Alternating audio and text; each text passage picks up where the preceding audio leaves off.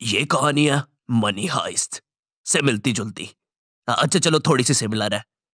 चलो rip off ही बोल लो। Rip off कौन बोला भैया? मुंह तोड़ दूंगा।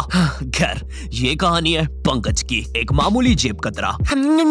अरे अरे नहीं, ये नहीं होता है जेब कतरा। माना सोचने पर यही दिमाग में आता है, लेकिन ये नहीं होता है। पंकज चोरों की फैमिली में पैदा हुआ था। पंकज का बाप एक जाना माना जेब कतरा था। लेकिन दोस्तों वो कहता है ना, इतिहास खुद को दोहराता है। जिस तरह मनी हाइस्ट में प्रोफेसर का बाप मारा गया था, उसी प्रकार पंकज का भी बाप चोरी में मारा गया। बस फर्क इतना था कि जो प्रोफेसर का बाप था ना, उसको बस एक बुलेट लगी थी, छोटी सी, बस एक बुलेट। और दूसरी तरफ हमारा पंकज का बाप है, जिसको 70 लोगों ने कोने में घसीट कर चप्पलों से मारा था, आवाज भी नहीं आने दी थी। लेकिन उसने किया क्या है? पापा तू भी मुझे भीड़ में मार रहा था? नहीं अच्छा हाँ फिर ठीक है। पापा। पंकज के बाप ने मरते मरते भी एक आखिरी बार जेब काटी, और वो जेब पंकज की ही थी। उसने पंकज के पीछे की जेब से 20 रुपए निकाले और वही 20 रुपए पंकज को दे दिए और कहा, बेटा इन बैंक वालों को मत छोड़ना। ये सुन के पंकज वहाँ से रोता रोता भाग गया। अब पंकज की कहानी भी मनी हाइस्ट की तरह ही थी, इसलिए पंकज ने अपनी तरह 4 और जेब कतरे ढूंढे और अपनी टीम बना ली। और इसी तरह मनी हाइस्ट के प्रोफेसर की तरह पंकज भी बन गया प्रोसेसर। हाँ को स्पेलिंग लिखते नहीं आई। चौथी फैल। बताओ प्रोफेसर की स्पेलिंग ही लिखते हैं अनपढ़ को। तो हमें वाईसी बैंक में चोरी करना है। प्लान तो काफी सही लग रहा है और कठिन भी। अरे ये नहीं है प्लान, ये तो 5 से 7 यहाँ पे मैथ्स की ट्यूशन लगती है, उसका ही कुछ है। प्लान तो ये है, जब बैंक का गार्ड पान खाने बाहर जाएगा, तुम लोग बैंक के अंदर घुस जाओगे। जी माने जीनियस। ये देख के ऐसा नहीं लग रहा कोई बेवड़ा कुछ लिखने की कोशिश कर रहा था, फिर उसको मिर्गी का अटैक आ गया। मुझे तो कबूतर की छींची लग रही है। एक सेकंड, तो तुमने इतना सा प्लान सुनाने के लिए हम सबको यहाँ बुलाया? नहीं तो इधर तो बस मैंने तुम्हें तुम्हारे नाम देने के लिए बुलाया है। मनी हाइस्ट नहीं देखी क्या? इसी तरह प्रोसेसर ने मुंबई, छत्तीसगढ़, हिमाचल और भोपाल को पहले दिन चोरी के लिए भेजा। बम्बई का ट्रैफिक मियाँ, क्या बोले अभी 2 घंटे से यहीं फंसा के रखा है। वैसे तुम क्या करने जा रहे मियाँ? टट्टू वट्टू हो क्या? ये भाड़े के कपड़े और प्लास्टिक की बंदूक लेके नाटक वाटक करते हो क्या? चोर वोर बनते हो क्या? शक्ल भी बड़ी गंदी है। कि कहीं चोरी वोरी करने जा रहे हो? डाका वाका डालोगे? हाँ ये पास वाली बैंक में डाका डालने जा रहे हैं। आप कहे तो आपके पीछे से भी ये बंदूक डाल देते हैं, बड़ी मस्त चलती है, फट फट। अरे मियाँ अबे ओ कनपट्टी पे ऐसी संटी बजाएंगे ना, आगे चुपचाप। ट्रैफिक ने वैसे ही मार रखी है, बैंक भी बंद हो गया होगा अभी तक। गर्मी लग रही है। चोरी का दूसरा दिन। अरे भैया जरा सुनना, ये वाईसी बैंक किधर पड़ता है? वाईसी ये थोड़ा सा आगे ही है। मैं गार्ड हूँ उसका, वाईसी का। ओके।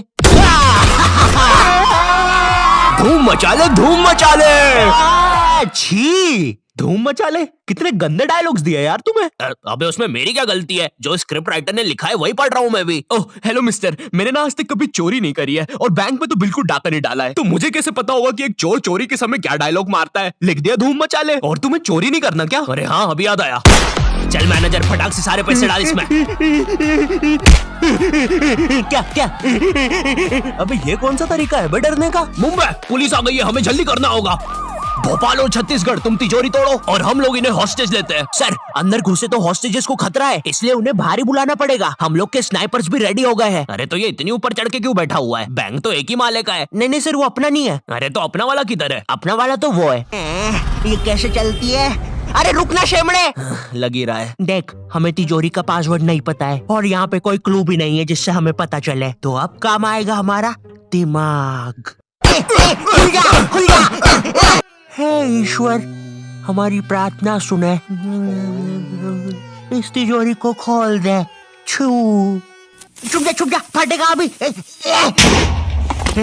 अरे ये तिजोरी खुलती क्यों नहीं है? सर अंदर से कुछ धमाकों की आवाजें आ रही है। सर कोई अनजान बंदा बहुत ही तेज बैंक की तरफ बढ़ रहा है। हमें लगता है इनका ही कोई गैंग मेंबर है। हाँ, तुम लोग मुझे नहीं पकड़ सकते।